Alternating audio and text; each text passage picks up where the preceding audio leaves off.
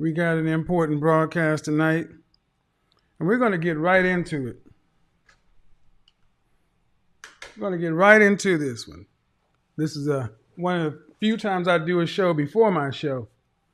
But this is because I'm going to talk about a subject matter that needs a conversation with the family. Conversation with the family. So this is not an everybody conversation. This is a conversation I think needs to be had. And we're going to title this one, Image as Power. Birth of a Mindset. Birth of a Mindset. A lot has been going on online this last weekend, especially with the brother Kwame Brown. Shout out to you, brother. A lot of stuff's been going on with that. And as a certified image master, certified image professional, somebody with extensive background in professional marketing and advertising, I think it's time for me to teach class. It's time for people, black people in particular, black people in general, black men in particular, to understand the power of image. Image as power. I've spoken about it in many different ways, but we have it. We need to do one thing, a black male code.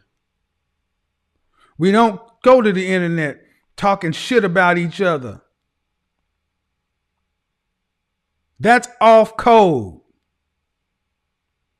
Even if you think you're right, you're wrong. Sit your little hot, immature ass down until you can talk to that man face to face, man to man. Because calling somebody out on the internet is a good way to end up destroying your brand in the future. Because here's the thing why I don't beef. Because just like you were able to see all this bad footage be pulled up about what this person said about that person, you're responsible for what you put online. It's called digital footprint. The ABCDs of image, appearance, behavior, communication, digital footprint. You know the stuff I've always taught about. I teach digital footprint. Once it's out there, it's out there. Every time you see a black man torn down, you don't need to see who are you seeing around them first. Shout out to David Carroll. Shout out to BGS Hitmore. Shout out to Sergeant Willie Pete. I never really watched much of your stuff for Chronicles of Judah, but I know who first got this stuff. Look, there's so many people who could be shouted out. How many times we got to shout everybody out before we sit back and say, you know what, does it matter, or does it matter that we get the message out? Or do we care about who gets credit for it?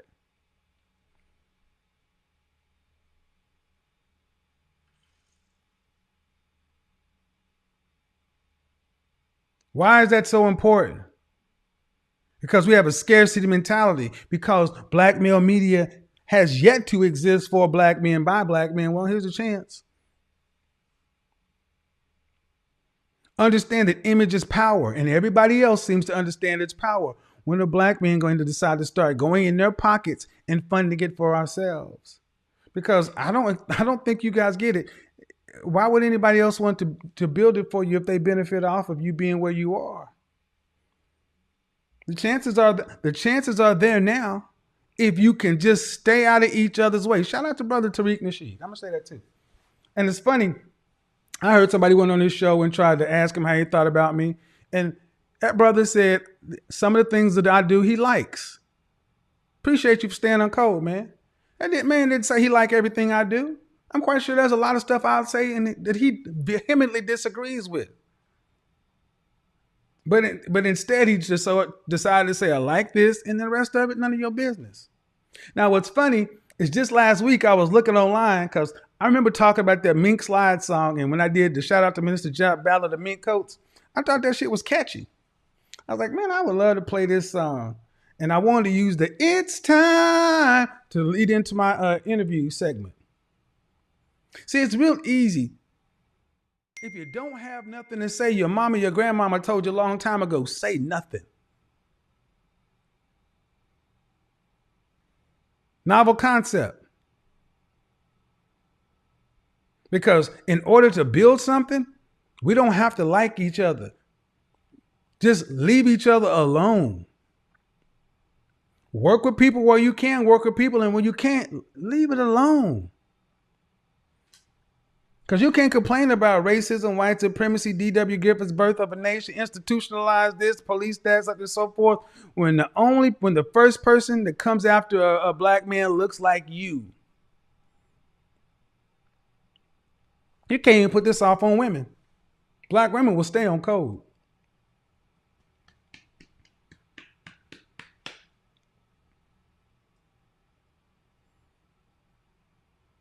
How many times has the brother decided to be destroyed on the nerve of, I'm keeping it real? For who? What's the reality? You? Oh, you. There's only one representation of what a black man should be, and that's you. So this person ain't what it should be. It should be you. Why does everybody else work in a market to where everybody can eat? That Highlander mentality. There can only be one. Why don't we just take the high ground and say, yeah.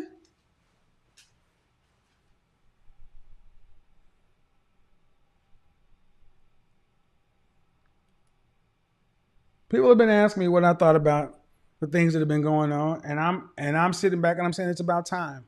It's about time we start talking about how we depict ourselves in media, how we choose to show up in media. We can't, and while back in 1915, you can blame D.W. Griffith for putting actors in blackface, and you can blame them for saying this was what you thought black people were. You can't do that the same way now.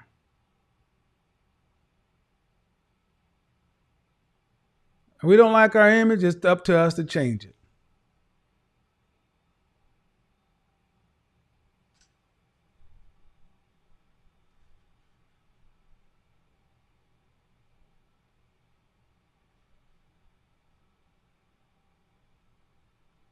So I'm going to do this. I'm not going to change the way I move. I'm not going to change the way I move. I've been saying it since day one. There's plenty enough room. There's plenty of room. There's plenty of room. And we do better instead of trying to decide who leads. Who needs to lead when who needs to lead when the market ain't even created? Build your own. Joe Rogan don't complain about what somebody else is doing. He don't complain about what Philip DeFranco is doing. They don't worry themselves about what PewDiePie is doing or Mr. Beast or Dude Perfect. None of them.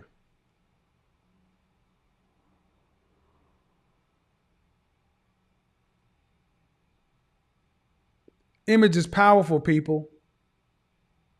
Image, mage, wizard, however you want to slice it. It is powerful. How you show up, what you do, what you say belies not just you. Like I've tried to say for the longest, there's an individual image, but there's also an ethnic image. And if we want better outcomes as men, we must improve our ethnic image as men.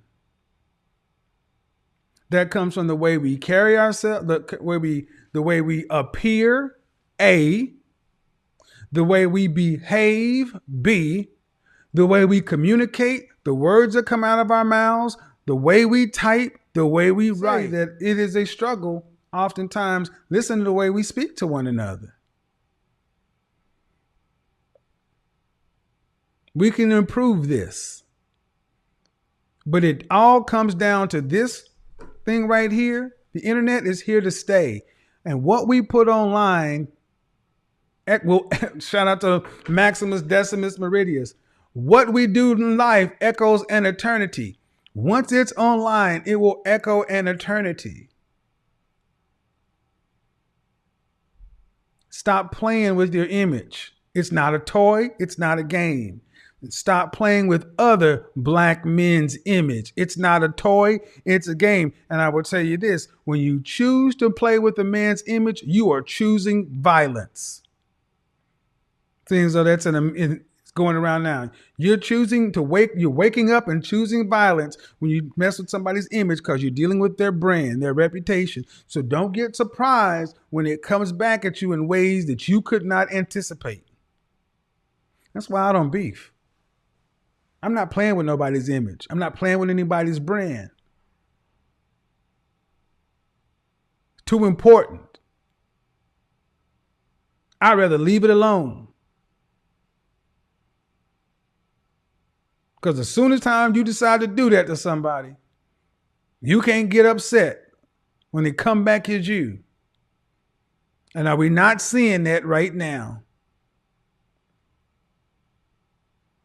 Lots of lessons in the last week or so. What are we choosing to learn?